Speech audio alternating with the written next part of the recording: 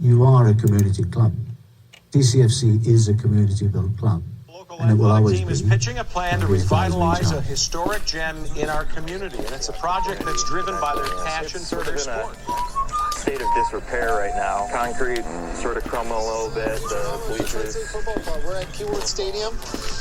This stadium was built in 1936. Indeed, it's amazing to see just how far they have come. Years ago, they were playing over at Gas Tech, and now so many people. The post and Stephon St. Louis is there to clear it. Yeah, in the background, they give us the 12th man. It's awesome. Fans to watch. We're happy to put on a show for all these guys that came out to see us play. When we move, they move, and just communication is the biggest part. It was great. I think we could have earned a shutout earlier against Sparta in the year.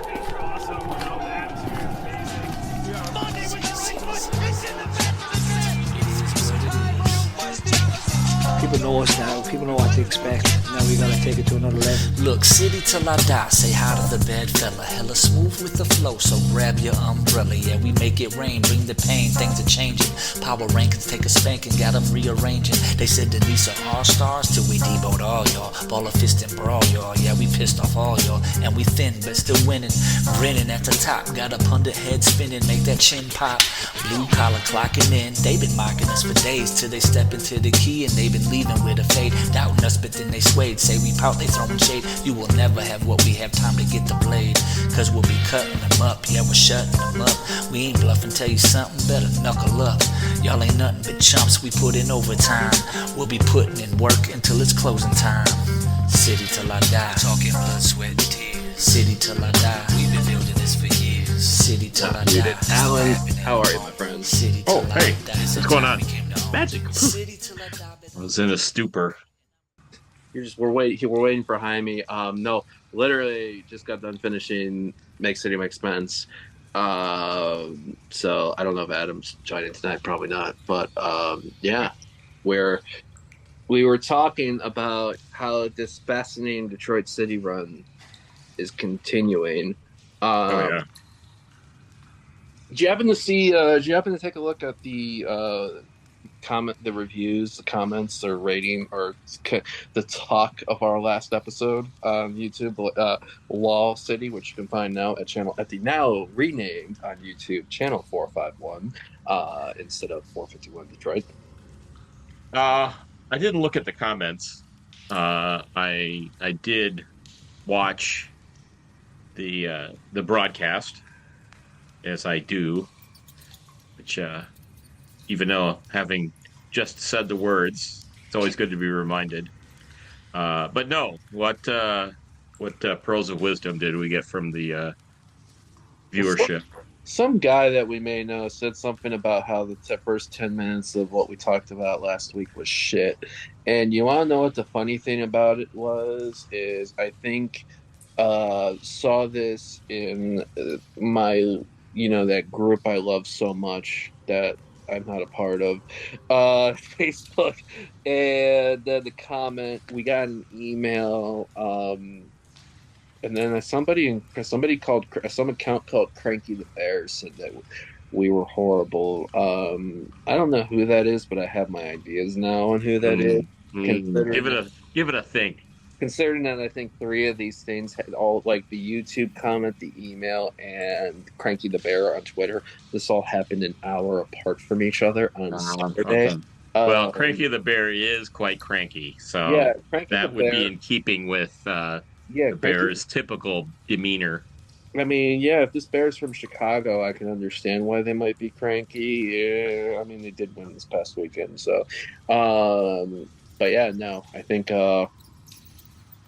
Who knows? But point being, thanks y'all for checking that episode out. Apparently, a lot of people love what we said, or people like, what the guys? That was the great episode. I did see there were more than usual views on that so far, so that's good. Keep up the good work, viewers. So yeah, so I think everything on there.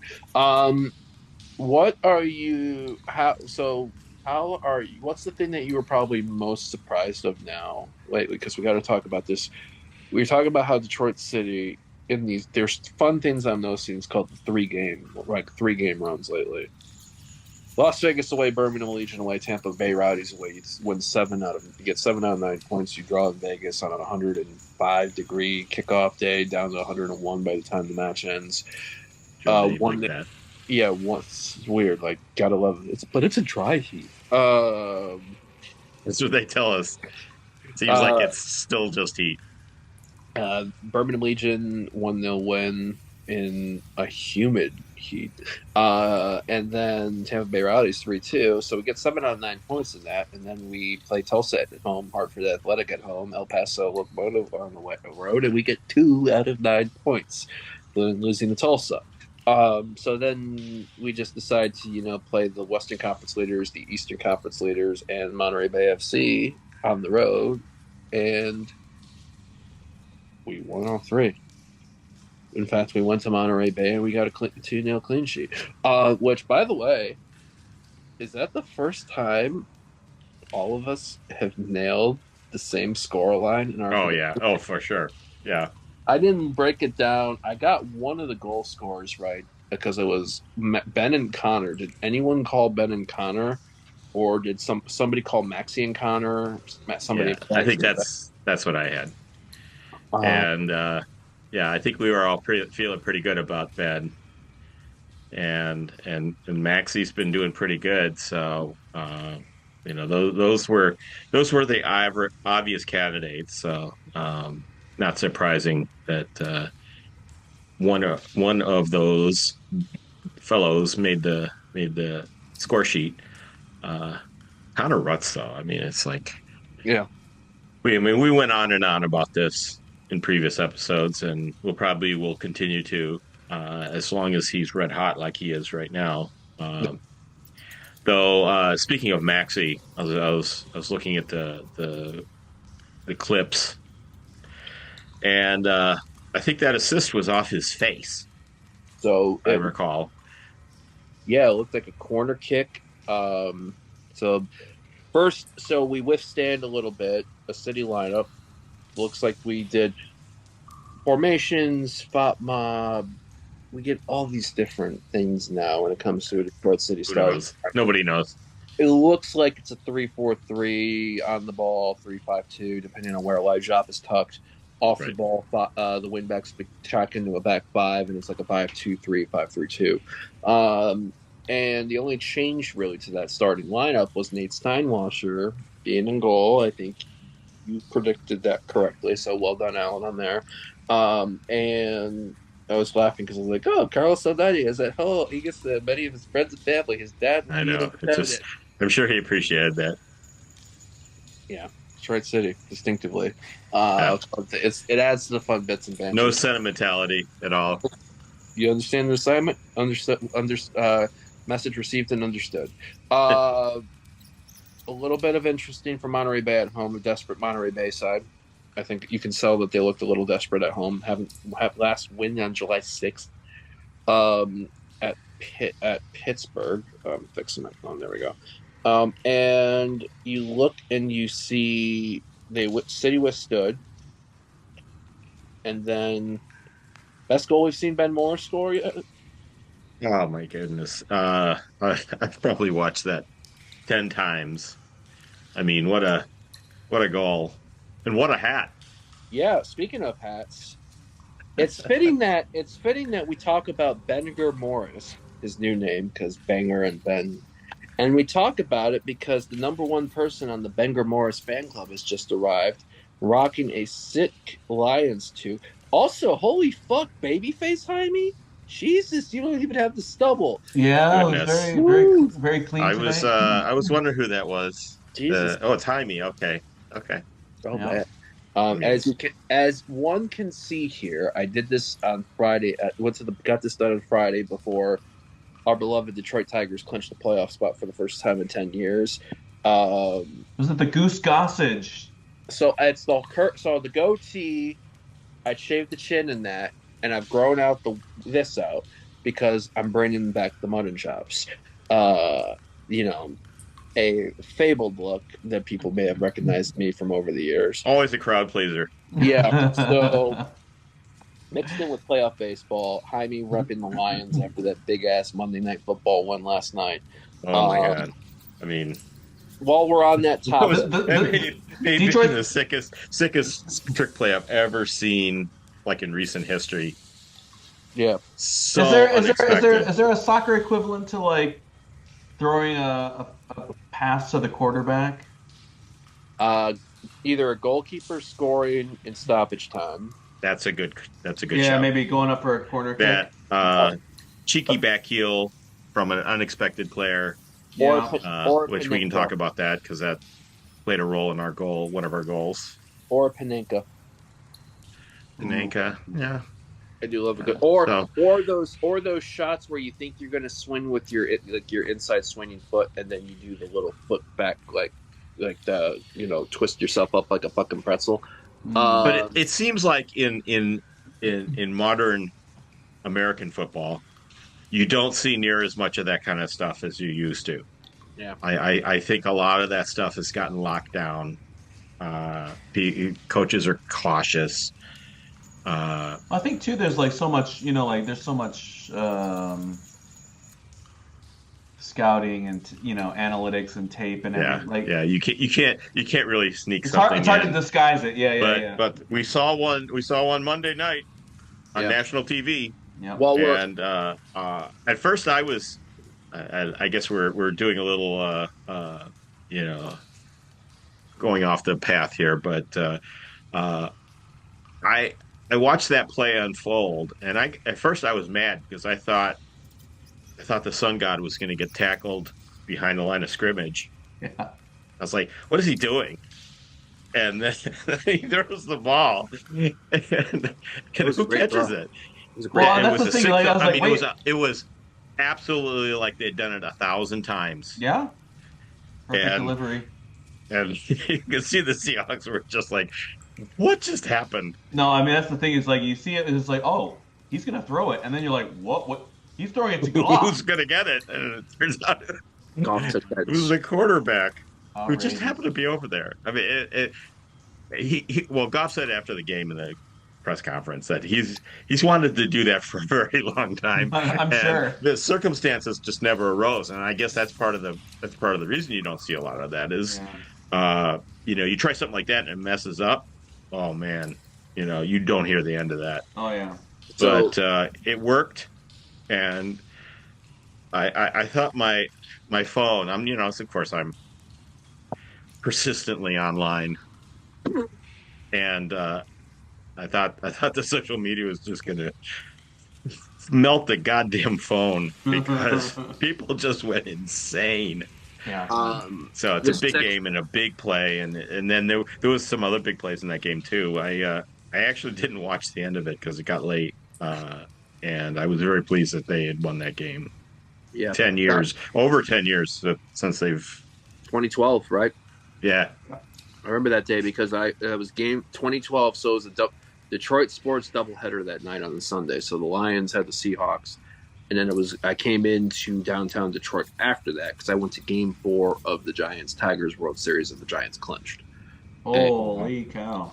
And that was literally so the Seahawks lost to the Lions, and then as that ended, people were coming in. So you had Lions people coming out of Detroit, people pulling in for the Tigers game. Oh wow! Like that was later, a couple hours later, and it was cold. It's really fucking cold because that was with the was it Hurricanes? Was it Hurricane Sandy that wrecked New York and Jersey? That was around that time. Yes. That was around that weekend. I think Jaimie would be dressed appropriately for that game, though. Yeah, I'm so cold. It was cold tonight. I was outside training and it was freezing. Really?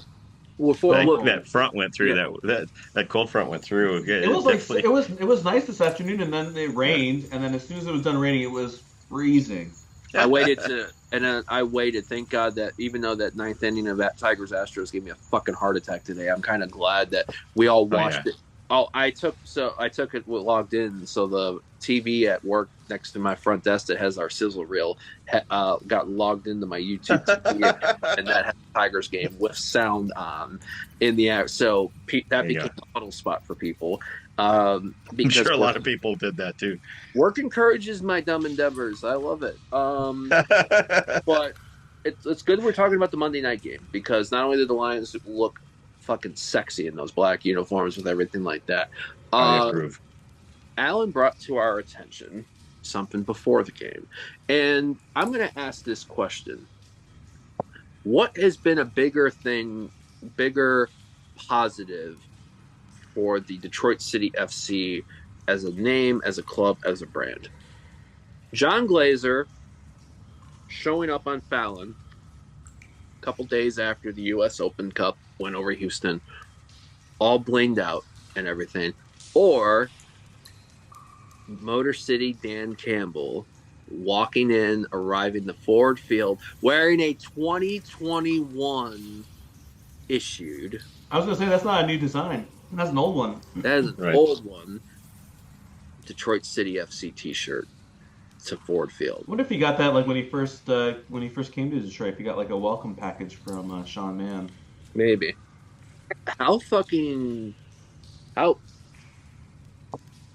Your thoughts on that, and do you feel like that does more street cred than Glazer on Fallon? Well, first off, we have to recognize that the person that brought it to our attention was actually Rod, and the Rod father. The Rod father. Well, this is the beginning of Rodtober. Oh, yeah, God, so it is Rod. But I did a little sleuthing on the internet since I'm persistently online. Better than Terminal, and found the walk-in video that the Lions did, and for confirmation, and there it was. So, because it seemed like something too good to be true, No fucking way.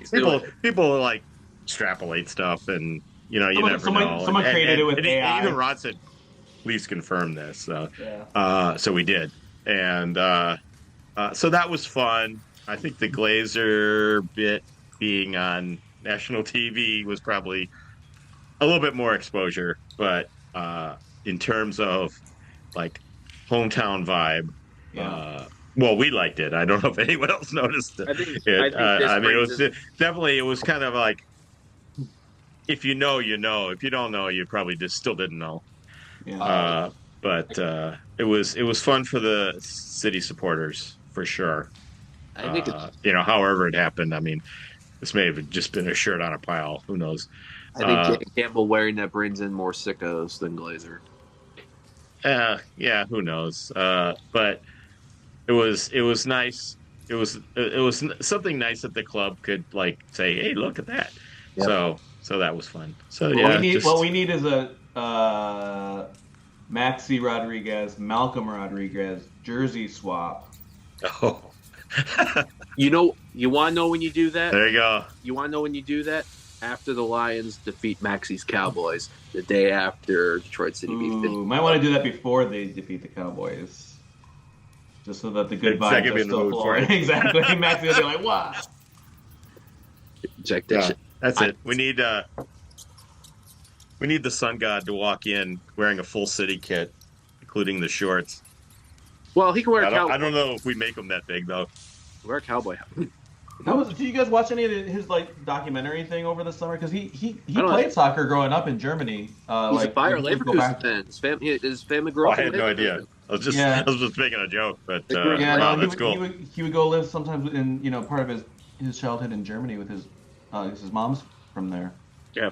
And I guess he played soccer for actually quite a while growing up. There's a certain soccer American football crossover that's grown over the years. Fun in Germany, it really is. Remember Sue, who had been on the Lions? He was a big, I think, Arsenal fan. And, a lot of these guys play FIFA or did in the back of the day. Yeah. And kind of got hooked into it. So, yeah, hit us up, Lions. We'll get you kitted out, and you'll be too cool for school. Also, I did love, as much as I was joking about the club not acknowledging, not playing, everybody and their mother was wishing the Lions good luck for the season, except Detroit City. City and Detroit sports teams have seemed to be getting along lately. Tigers acknowledgement on the playoffs. Tigers responding back with the heart emoji, taking advantage of this opportunity that they have here with Dan Campbell, acknowledging all of that and cool. and connecting. So that's always good to see. It's good. It's great to see the club. It's great to see the teams here sinking because I think that helps also create the discussion and also the not just discussion but the acknowledgement in the greater picture of City. If obviously not next right now to some of these, but at least being in as a recognized team in the City in that. Jaimie, I think that's improved over the years because I think for a long time we were just too small of peanuts, and the front offices do communicate more than previously. So part of it, I think, is just persistence on our part. Yeah, recognition. So Jaimie, when we got in, we were talking about Monterey Bay. We were talking about the 2-0 win. Started to anyway. We talked about Nate coming in. Carlos coming. We're coming back to a game where his dad's going to be in town, his family, and Nate's in goal. And City rolling in that 3 in the back type shape. And your favorite person in the world with maybe his best goal he scored as a City player, as far as just like power strike and everything. And then the James Murphy cross that Monterey tried to clear that went immediately off Maxi's dome and then off Connor Rutz's hip area, maybe the tip of the hip area, and then controls it and puts it in to make it. This is a family show, Garrett. Is it? Only the tip.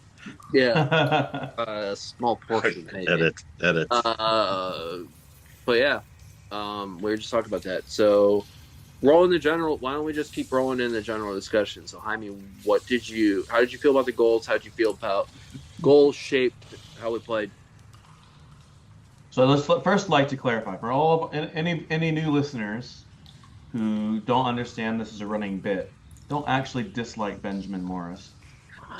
Just for a long time, if you can imagine like Roy Keane saying, "Do your job," and in like an Irish accent, like that was my beef.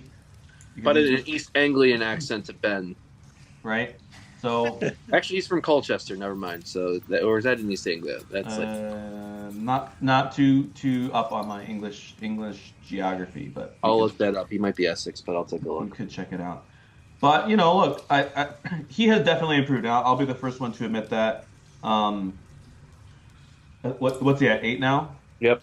8 on the season. So I mean right. that's a huge, it's a significant improvement from last year. Yeah. 8-30 is still not like what I would consider a great strike rate. I think like no matter what the level is, like the best goal scorers are like a goal every other game, right? That's kind of like the rate. So he's still a ways off from that, but he's definitely improved. And I think some of the things that really used to drive me nuts, just that he was never in the box, and he's gotten better at that as well. Yeah. And yeah, the goal on the weekend was a really good strike. That's the thing I've noticed is positionally he's way better. Yeah. And I think also too him being a little bit more versatile this year too, because last year he was an out and out number 9. This year we've seen him play right, we've seen him play left, we've seen him play kind of as maybe 1 or 2 people tucked behind, depending on. But ironically, I do think his best performances have been once he went back to being an out and out 9. He's just playing it differently than he did last year. Right. So yeah, it's the same with Connor. Like, he scored the second one, and maybe we'll talk more about. But again, like from last year to this year, he's shown improvement, and so like that's a credit to those guys and the work that they're putting in. It's credit to Dikio and his staff for saying like, hey, this is what we're working with, and we need to see these kinds of improvements. And he's obviously, they're obviously helping them make these adjustments, and it's paying off on the field. So yeah. Alan, what about you? Like I said, I was looking at the highlights reels the club has put out, and that was a bit of a rough start to that game. We were flat. We were kind of chasing the game for quite a while in the first half. Fortunately, Monterey Bay was wasteful but they had far more chances to score than what we did. But I think it's right that they got frustrated, and after we scored, got a little reckless. The challenges were a little chippy. And then after we got the second goal, they just kind of like threw their hands up, and I mean the goalkeeper literally threw his hands up, and so I wouldn't go so far as to say we stole 3 points, but it kind of feels like the fact that Monterey Bay didn't score. Yeah, if you look at the highlights, it's kind of puzzling how they managed not to do that. I think it's a but sign. Nate made some big saves too. I mean, so it's like I thought Nate played pretty good for his first game back in a while. Yeah. But our and I think I'd have to rewatch the game to kind of figure out like what was the problem. But I think it was just like Monterey was going for it because this was like they're getting down to crunch time, and their season's pretty much done now. Yeah, for a team that hasn't won since July 6th and was next to the bottom. They probably said, if we don't get this game, yeah, we're done. They were a couple points. There are some points on the West because the lower part of the West, unfortunately, is rougher this year. They were still sort of in the race, but they haven't won since July 6th. They scored 24 goals in it. So I think what we saw with Monterey Bay is probably maybe some of the things why they were in the position that they were in when you go into that. I do think I think this is a game that maybe last year, or even 2 years ago, we would have. I don't know if we would have gotten the 3 points in. Well, to me, some parts of this season we wouldn't have got 3 points.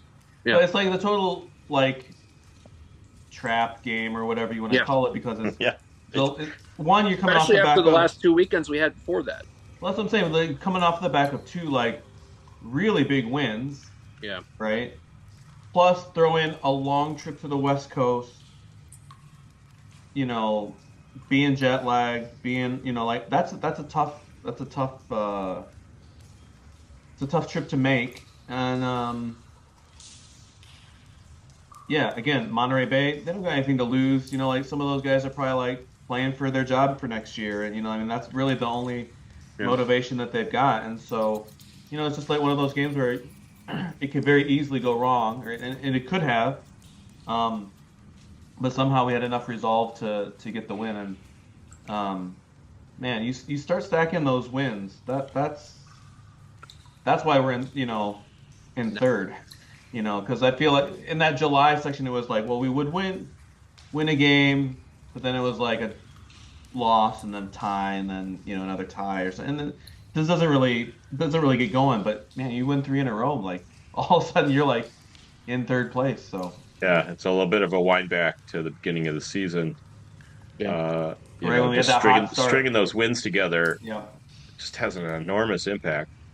We'll talk about our upcoming schedule, but I wouldn't have said that this was a trap game, but it sure could have been. Yeah. And given how they were doing, I didn't expect that we would have, it was going to be that tough, but first half, I was like, "Oh man, this is not going in the right direction." But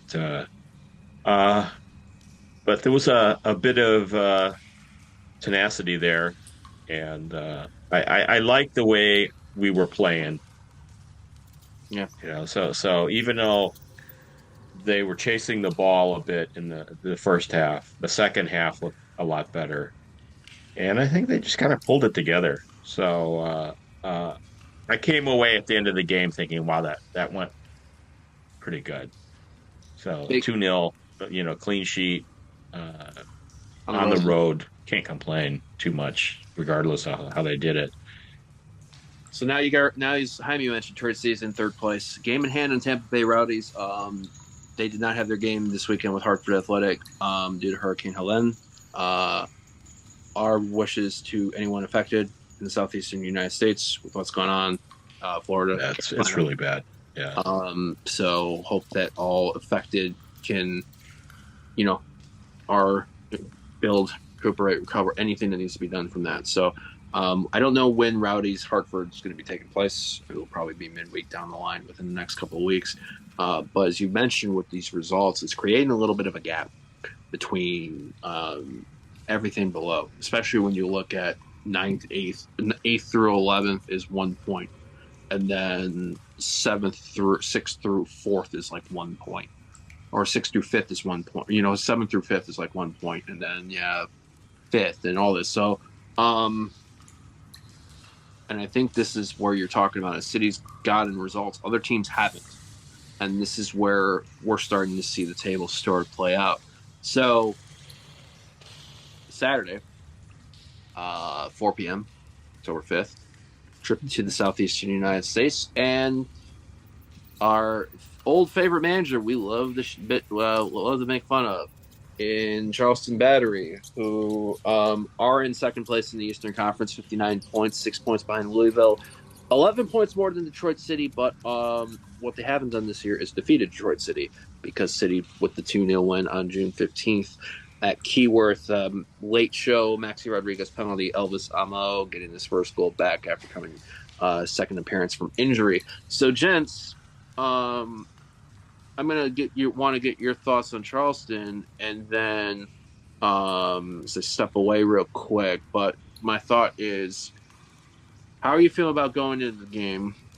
Who do you think's got more to lose between Battery and us going into this match, as far as like who might play desperate, what's up? And as we get closer to the season, do you feel like this and maybe 11 Indy at home next weekend will be what decides or seals where we'll be in the playoffs? Alan, you want to start off with that? Yeah, that was never going to be an easy game, and I still think it's going to be a bit of a challenge to get a result there. But I think that they do have a bit of space between themselves and the teams below them in the table. So I'm hoping that kind of results in a mission accomplished attitude on their part. I would be very satisfied to get a draw.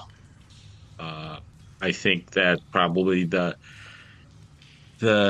conventional wisdom is that we're going to lose, given the kind of resources that Charleston has. The top scorer or whatever. So getting a result there doesn't necessarily mean that we get a win. It's just if we can add to our points total by getting a draw, that would be one that I would not have expected to get. So I've kind of penciled in as a loss, but who knows? We've got that momentum, which we just got done talking about, based on these wins.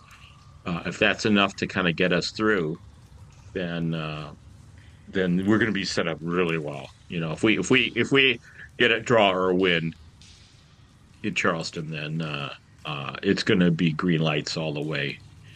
So it's an early game. It's a 4 p.m. game on the East Coast. So I like it. We'll know then. So all the other games in the East, we'll kind of know what's going down. We'll see. I think probably there'll be some small changes, but I think it'll be back to kind of. Danny didn't really make a lot of changes for Monterey Bay. Really, the one changing goal, and that was it. And I think that like we were talking about the last episode, that was an opportunity to make a change. Whereas I think kind of we've got 4 games left. The rest of the run is probably going to be his what he wants to bring into the playoffs. So. And then, Jaime, before I get it to you on your thoughts on it, I want to talk about this is a big weekend in the Eastern Conference. Here's why. So we have the first game, 4 p.m., as you mentioned, Alan, before going in. 7 p.m., 8 versus 9, or 8th place Loudoun goes to 9th place Hartford. In the 11, hosts Louisville City. Pittsburgh, the bottom two teams, although the bottom team, the next to bottom team is, a point from a playoff spot in Pittsburgh Riverhounds. They go to Miami. 6th place Rhode Island goes to currently 4th place Tampa Bay. And then on Sunday, you have Birmingham Legion, North Carolina FC. And then Indy 11 play their game in hand over us on Tuesday at home to Loudoun. So with all that happening around us,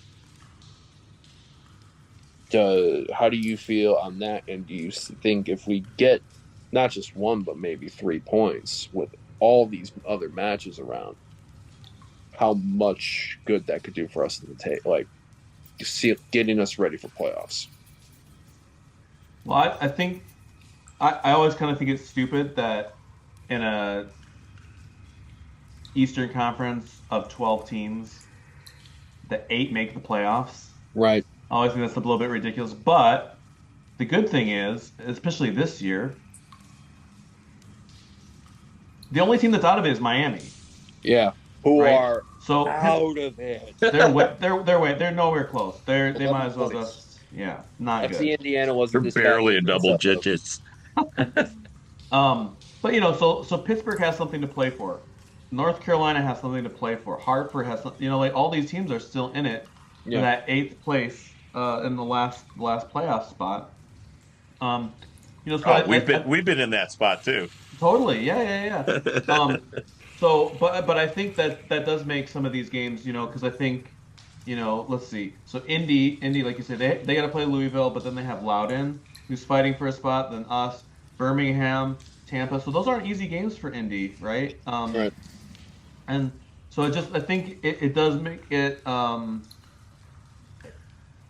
think it makes it likely that some of the teams around us are going to drop points. You want to know what Rowdy's have? Now and the last. I had that up just a second ago. What's Rowdy's schedule? So they have the makeup game with Hartford, which is not yet scheduled. They got to go to Rhode Island. They got to go to Louisville. They host North Carolina. They host Indy. Right. So all those teams are in playoff contention, even the ones on the outside looking in. So that to say, I think somebody's going to give up points. Yeah, for sure. And it's Legion the end of the world if we lose against Charleston. But like Alan's saying, if we can get a point there, knowing that some of these other teams are going to drop points over the next couple of weeks as well, like that could be a huge step to either consolidating third or taking a real grip on fourth. Like it feels like, man, hosting a playoff game is a real possibility at this point. Birmingham Legion's Final Four, home to North Carolina, home to Las Vegas Lights, who these ain't your daddy's Las Vegas Lights. These are Jose Batista's Las Vegas Lights, and he's got them swinging for the fences. At Indy 11, at Oakland Roots for Birmingham Legion. I think if it's anything, Detroit City may have the out of that, like, below Louisville Charleston tier, we might have the easiest run of schedule, which is a weird fucking thing to say. Yeah, because it's we still have Miami, right? Yeah, we got Miami, which I already stated on Make City Make Spence earlier tonight. Because I think Sean was like, I don't want to be disrespectful to Miami. I go, I'm being disrespectful to Miami. That's they deserve all the disrespect. Here's my disrespect. They've made the world they live in. Here's their disrespect to Miami. It's our regular season home finale. I'm not going. That's why I don't respect Miami to the point that I'm not fucking going. So that's how I feel about that on there. Although they have some gems in the front office, considering their CEO went to frickin' Wrexham this summer. So they learned all the secrets. Yeah, it's crazy what you learn. It's crazy the things you learn over the course of a summer and a year. You know who has a tough schedule? It's Indy. Yeah. Yeah. So you mentioned it. You said Louisville at home, Loudoun away, which is they have a game in hand. So you have 3-7. Your 3-7 is home to Louisville at Loudoun at us. On charity, who are going to want to make amends for that 3-0 ass whooping we got at Indy. On bus trip day number 1, bus trip Wednesday number 1, which even shout out to our boy Rasad in sales, who was talking. It's like, oh, well, fucking bus trips. But you know, I think we were kind of like feeling like, oh man, we had those stretches of like 3 games in however many days, you know, in basically a week's time. That was one of our best runs of this. Before this run, our best, maybe our second. Yeah. No, but I'm just saying, like, I'm glad we got those out of the way. Like that, This is a terrible time to have that kind of a stretch. You know, like coming down the wire with these games that really are going to count for a lot. Other than the Miami game, Indy hasn't been mind blowing because it's like Indy Indy's 2 wins since. So Indy have won on August 7th against Rhode Island, and then they didn't win again until El Paso on the 14th at home, and then Miami this past weekend. But apart from that, they've been drawing or losing in that North Carolina game that was 2-0 North Carolina. North Carolina should have scored more. North Carolina were clicking; they just couldn't fucking put it in the net. So, and I think that's the thing, yeah. And that's where it's like last year, yeah, we're like 8 out of 12 teams because we got into the playoffs, but I didn't think we've talked about it. I'm like, we got into the playoffs. How this year? It's like there are teams that are warranted. You can see that there's good 11 out of the 12 teams have a chance to fight for a playoff spot, which. You know, I think that's what the USL wants to try to do with this league, how they're doing it this year. It's so that's going to be there. Thankfully for us, we've done enough work at the beginning of the season and in this run where we got a little bit of padding, but we want to stay comfortable. We don't want to be like wind ourselves down. So, 4 p.m. this coming Saturday, open things up in the weekend. I haven't looked at the forecast in Charleston. Hope the weather's not pissy, because I think we had a delay for a few hours last summer. What are you guys feeling like score-wise? Well, I'm going to go out on a limb, and I'm going to say Charleston Battery 0, Detroit City 4. Okay. Suck it, Ben Pierman. When's the last time you predicted this? Is there any good...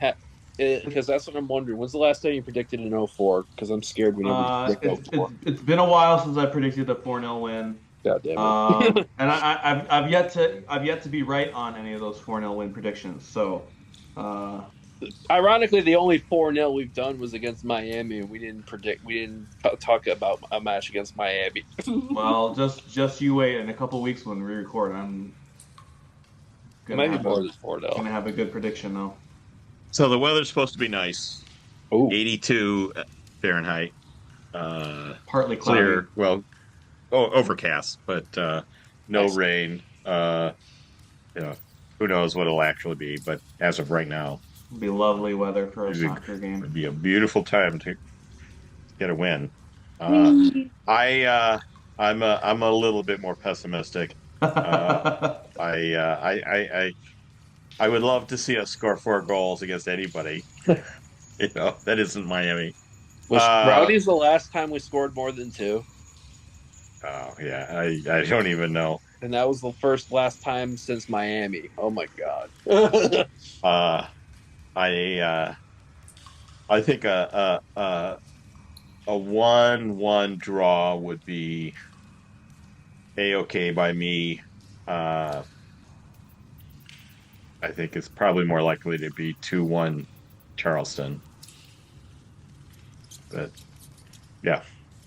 We've known Ben Pierman over the years, from his time coaching Detroit City FC, to know that in those close combat quarter fights that known as the NPSL summer seasons, we'd seen what had happened in games where we'd want to rival or take on teams that we might have gotten a bad result with earlier. It's a lot of rah-rah, it's a lot of fire, brimstone, and what you see. And sometimes it'd be good, and sometimes it wouldn't. was a detriment.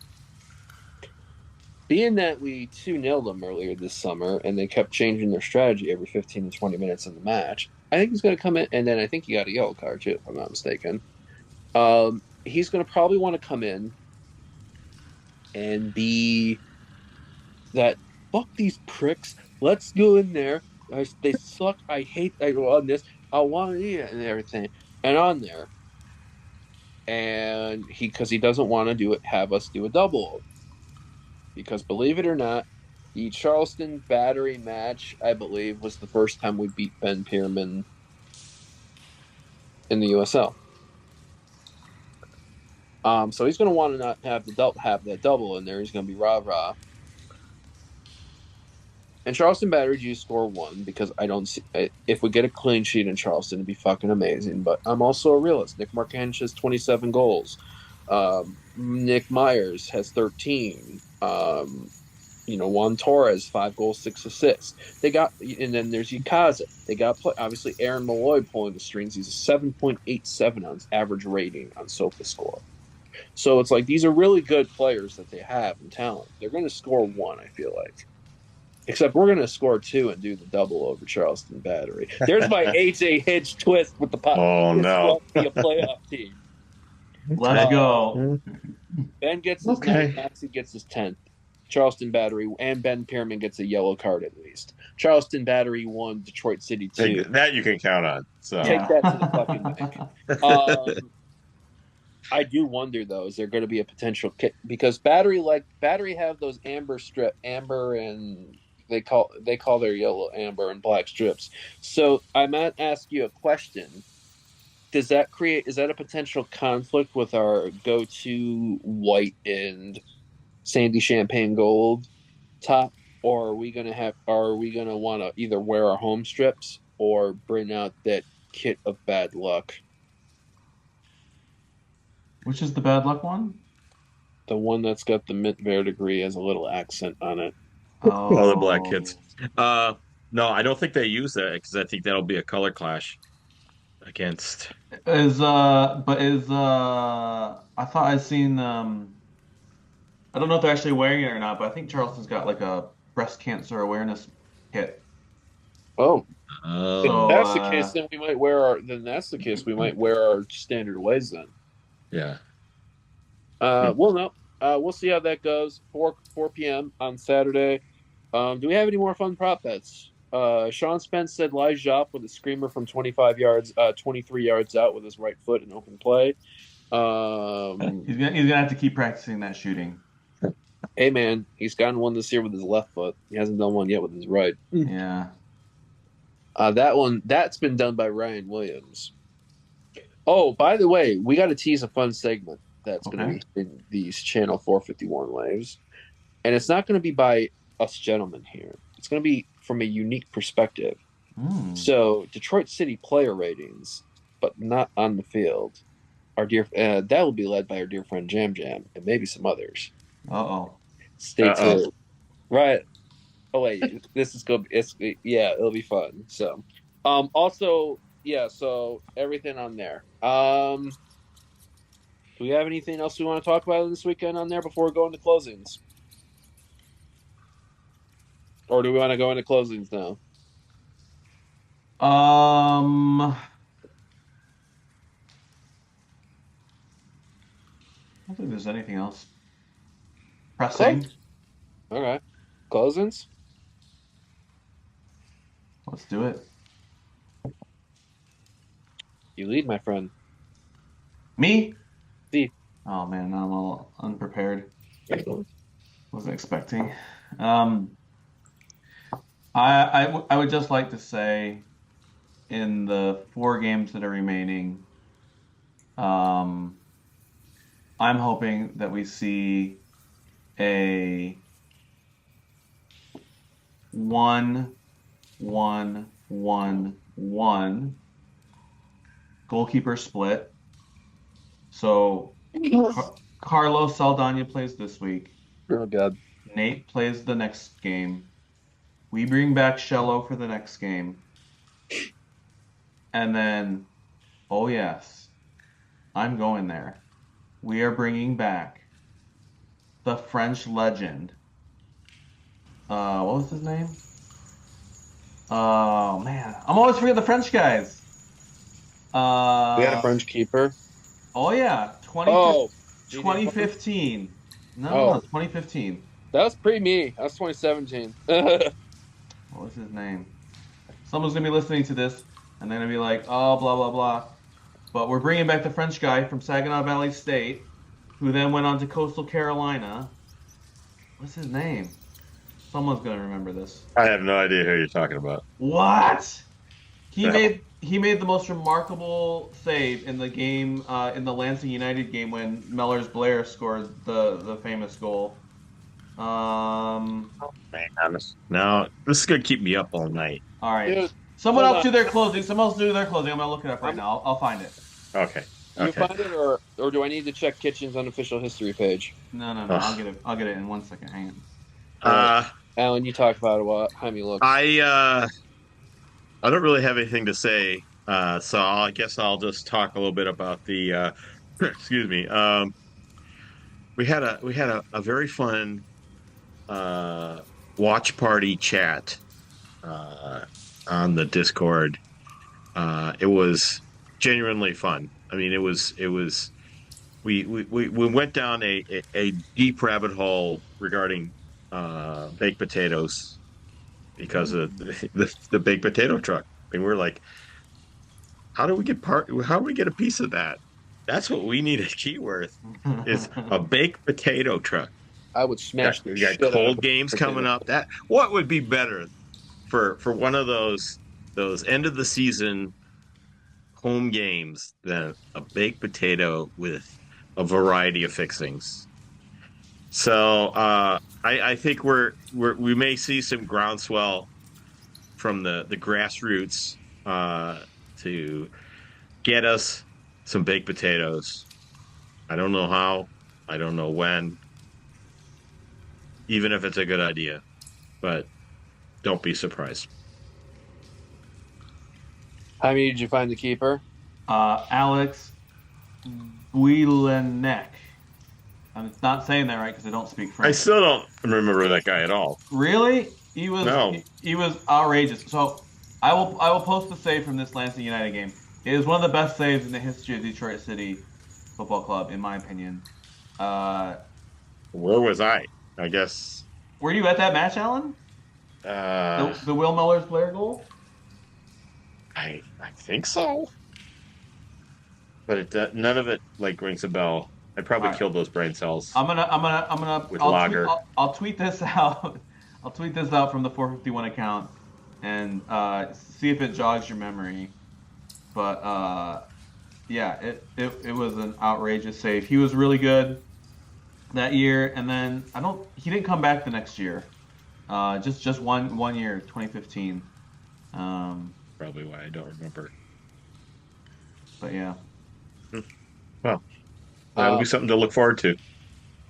I want to give a shout out to our friends Puck and Kate, just because in this little run of form they've created in this Run in Front of City forum, which they have created. Kate, I think, created one of those. It's been this many games since James Murphy's last gotten a yellow card, and now that's coincided with our winning streak.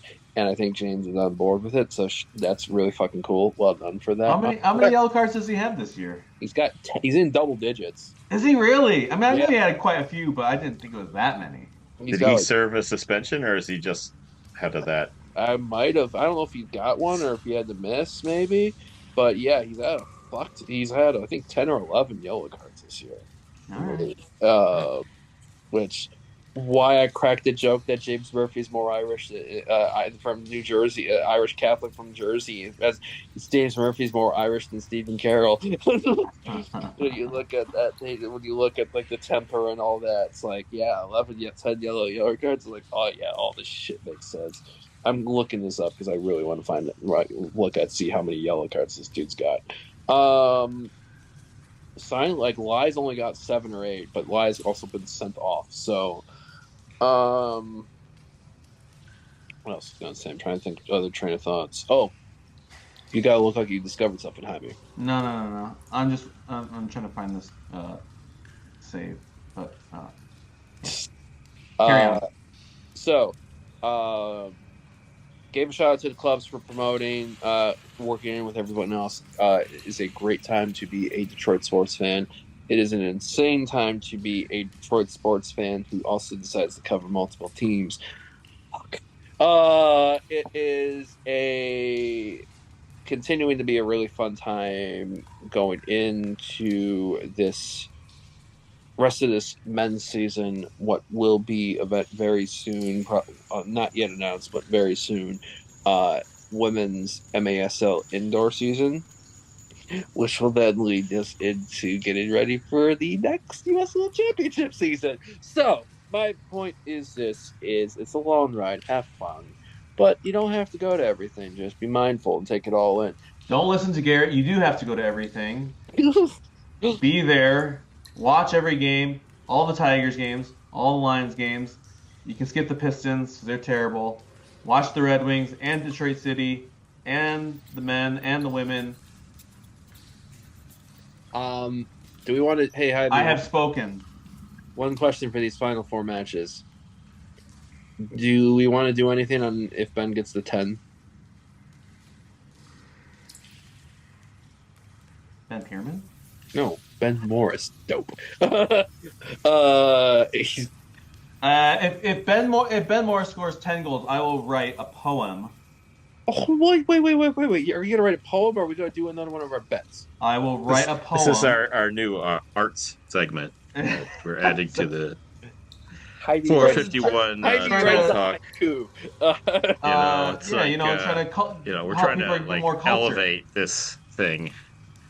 Exactly. I will write a poem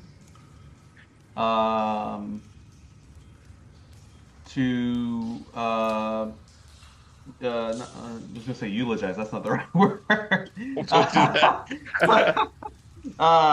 To commemorate. There we go. Okay. The 10 goals. What we're looking for. That's what I'll do. So, yeah. I was hoping to get some more Del Taco or even Honeybee La Comena because Ben wore a Honeybee La Comena. I owe this guy so much Del Taco. You're getting a Dairy Queen out of me at least, so you're good That's on true. this.